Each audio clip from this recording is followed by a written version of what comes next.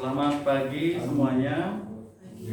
Senang sekali ya pada pagi ini kita bisa berkumpul bersama-sama dalam keadaan sehat, berbahagia, dan tentunya harapannya semua dalam keadaan sukses. Apa sih kunci bagi kebahagiaan seseorang, atau kita merasakan bahagia itu apa sih? Bagaimana caranya? Kuncinya ada satu, cukup aja. Cukup dengan apa yang kita punya, cukupin apa yang ada pada diri kita. Terkadang orang merasa dirinya tidak cukup oleh karena mereka tidak mensyukuri apa yang mereka punya. Entah itu pasangan, anak, atau barang-barang yang dipunya, tempat tinggal, pekerjaan, itu harus disyukuri, dicukupkan. Judul khotbah saya hari ini adalah mengatasi perasaan tidak cukup. Mengatasi perasaan tidak cukup. Belakangan ini kami lagi suka menonton para YouTuber yang berkeliling Indonesia, atau backpacker, atau camper van, ya. Jadi buat kemah, jadi merasakan keliling Indonesia. Dan di situ yang bisa saya lihat adalah mereka dengan keadaan yang mereka punya, dengan apa yang mereka miliki, dari penghasilan AdSense dari YouTube sekedarnya, tapi mereka bisa menikmati kehidupan keliling Indonesia.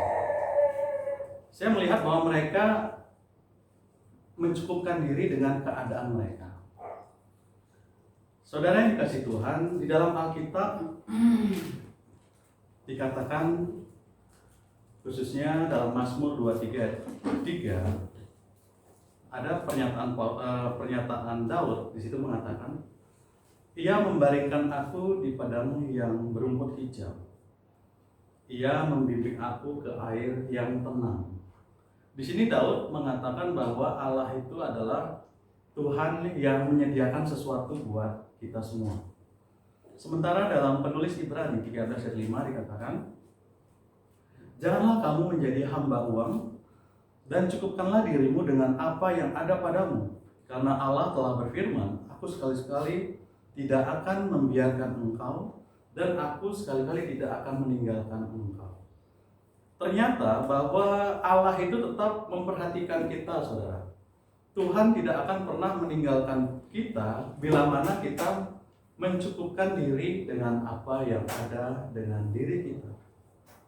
Tuhan mengatakan misalnya dalam Lukas 3:14, di situ pernyataan dari Yohanes Pembaptis kepada para prajurit.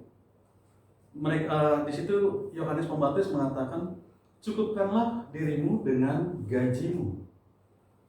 Ini adalah ajaran Yohanes Pembaptis kepada para prajurit supaya mereka mencukupkan diri mereka dengan penghasilan mereka, dan jangan sampai mereka mengintimidasi rakyat atau masyarakat dengan cara mereka untuk menindas mereka dan memeras mereka karena gaji mereka kecil.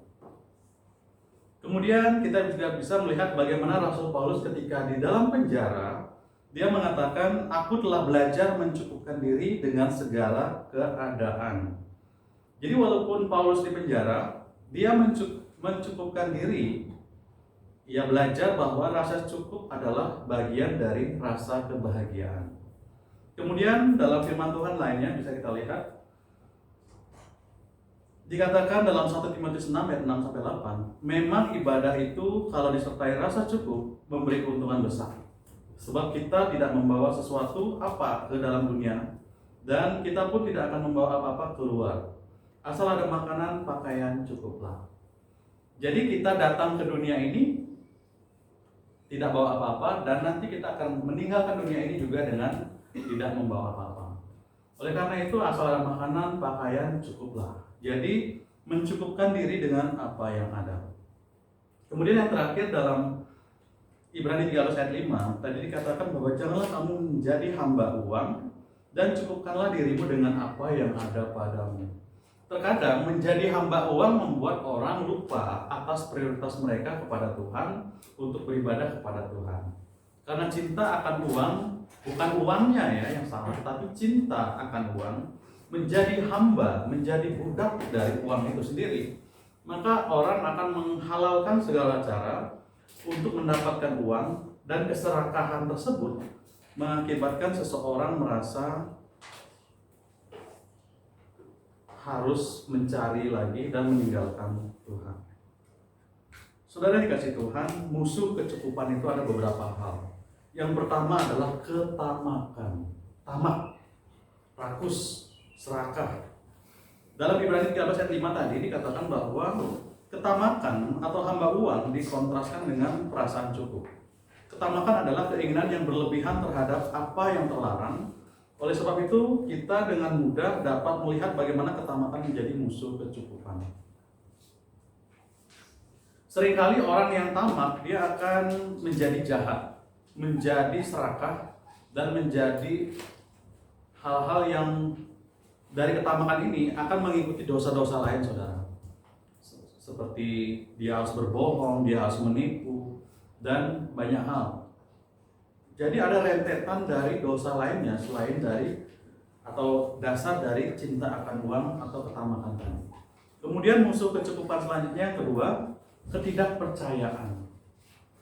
Seorang yang tidak cukup seringkali dia tidak percaya atas kehidupan sekitarnya. Ada kekhawatiran, ada ketidakpercayaannya kepada Tuhan. Kemudian yang ketiga, musuh kecukupan itu sendiri, yang ketiga adalah iri hati. Iri hati adalah kejengkelan atau ketidaksenangan terhadap keunggulan dan keberuntungan orang lain. Iri hati ini akan membuat seseorang itu merasa bahwa dia tersaingi. Maka oleh karena itu iri hati ini bagian dari dosa yang membuat seseorang yang merasa iri kepada orang lain, ada kejengkelan dalam hatinya itu untuk membuat kejahatan. Salah satu yang dilakukan adalah anak sulung merasa cukup atas apa yang ada padanya, tetapi dia iri hati kepada adiknya yang lebih disayangi oleh bapaknya. Ada juga dalam kitab Ester ya, Haman, dia merasa cukup dengan keadaannya, tetapi dia iri hati kepada Mordekai, paman dari Ester. Ini iri hati membuat seseorang membuat dosa-dosa lain. Kemudian yang keempat, musuh kecukupan adalah keluhan. Pernah nggak sih kita mengeluh? Belakangan ini Bali rasa panas ya, gerah rasanya. Jadi seringkali ada ungkapan atau pernyataan keluhan yang sering diungkapkan. Nah, keluhan adalah orang yang merasa tidak cukup. Dia mengeluhkan atas apa yang dia miliki. Mungkin gaji yang dia dapat, penghasilan yang dia peroleh, keluarga yang dia punyai. Ada rasa keluhan. Dia mengeluh kenapa yang dia miliki tidak lebih baik dari orang lain.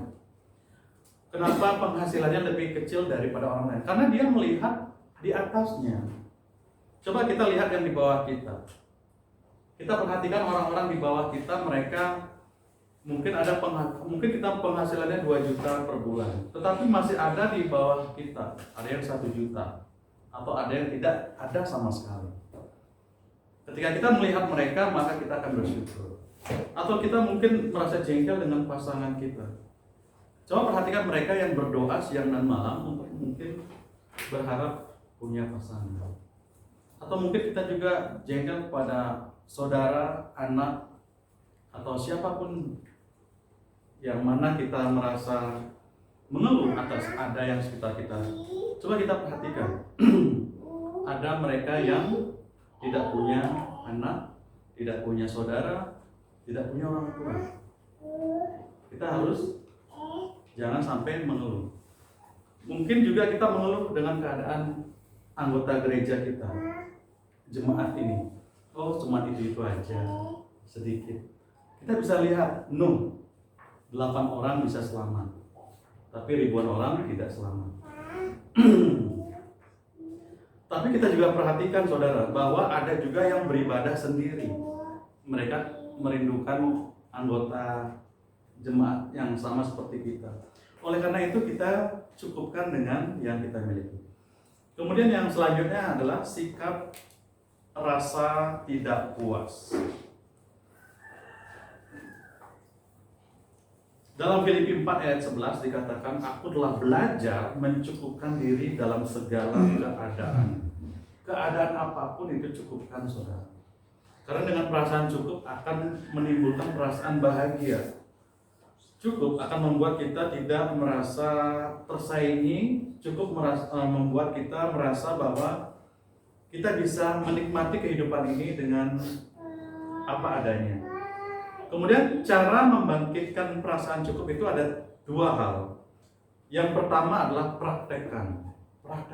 Mulai hari ini kita praktekkan untuk membangkitkan rasa kecukupan yang kita punya.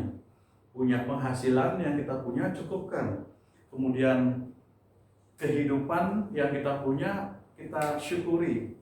Jadi kita harus mempraktekkan itu yang pertama. Kemudian yang kedua adalah hitung berkatmu. Hitung berkat itu apa sih maksudnya?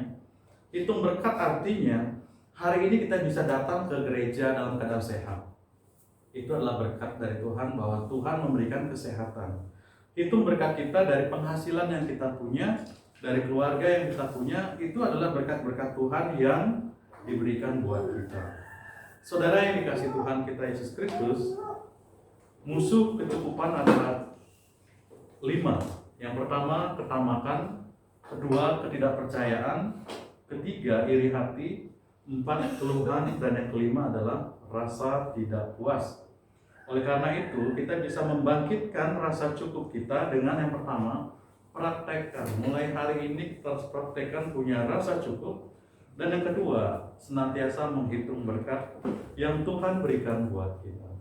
Saya kira firman Tuhan ini bisa bermanfaat buat kita untuk memajukan hati kita, membahagiakan hati kita menjadi orang yang senantiasa cukup atas apa yang kita punya.